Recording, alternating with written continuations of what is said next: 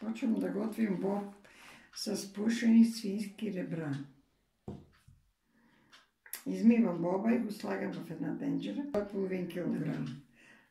Слагам крумит, няколко скелетки чесън и домат. Слагам боба тук. Първо да 2-3 минути да ври, за да му отсипем първата вода. Измей го.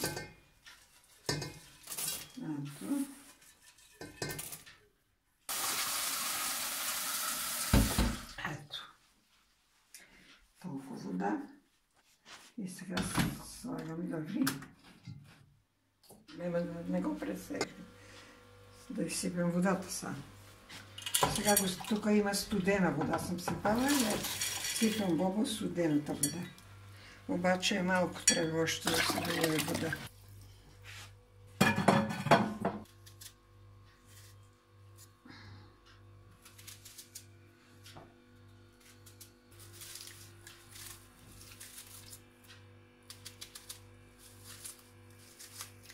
Сега чесън, да. Сега слагам чесън. Сега слагам кокалите. Ето сега тук са кокалите. Сипваме кокали, студена вода, да врат малко, да се и че отсипят. Зеленцата вече са мекички. Ето. Слагаме кокалите.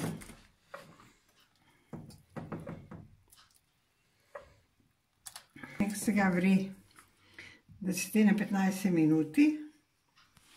Сега слагам 2 лъжици сол. Ето. След като вре 5 минути с кокалите. Ето. Не рих пътевиш с лъжиците. Така. Слагам 2 лъжици брашно. Пълнички.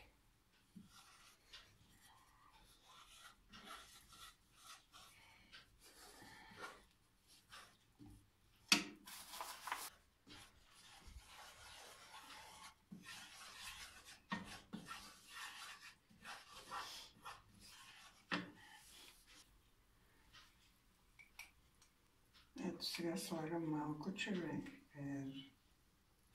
Много тъж.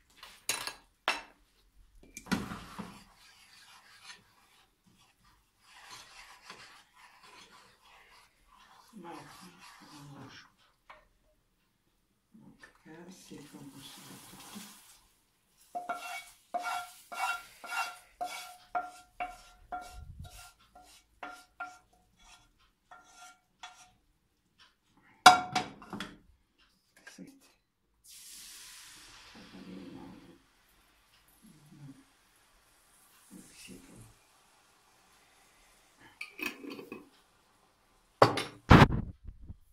Трябва да врат малко, да изврат томатите.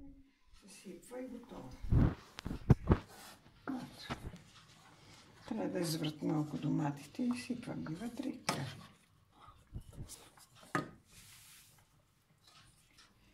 Сега сипвам доматите. Така. И сега трябва джордж. Сега слагам една лъжичка джордж.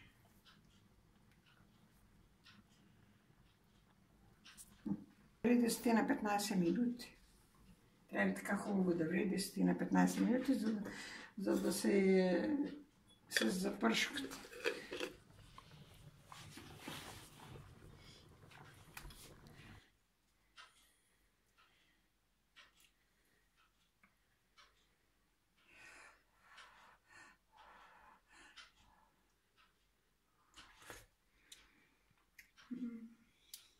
Идеално.